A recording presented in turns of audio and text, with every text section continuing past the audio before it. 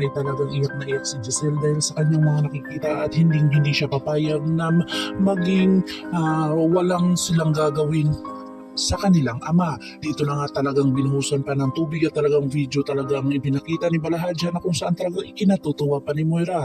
Acting si Zoe na kung saan talagang nagpakunwari itong hindi niya alam ang katotohanan. Dito na nga ay talagang nakuha na naman niya o nabilog na naman nila ang si Dr. RG Tanyag na kung saan papayag ito sa kapalit ng 100 million kapalit ang ulo ng kanyang ama.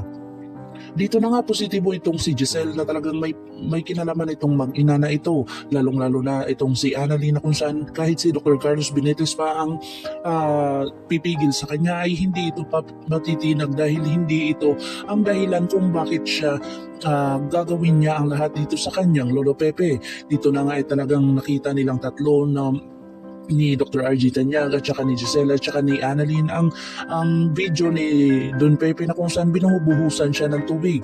Dito na nga talagang awang-awa na itong si Giselle sa kanyang ama at hindi siya papayag na ito ay mawala sa kanila. Dito na talagang bitbit ni Dr. RG Tanyag ang 100 million na kung saan kapalit ng ulo ng kanyang ama. Dito kaya ay isang patibong lamang ni Moira o talagang totoong maililigtas niya ang kanyang ama o talagang bangkay na makukuha ni Dr. RG Tanyag ang kanyang papa. Si Lynette naman ay talagang nasa panganib na ang kanilang sitwasyon ni Harry kung saan talagang pumunta si Harry doon ulit sa kanila na kung saan talagang nakita ni Harry ang kanyang bilin at sulat na nagpapahiwatig na nasa masamang kalagayan siya.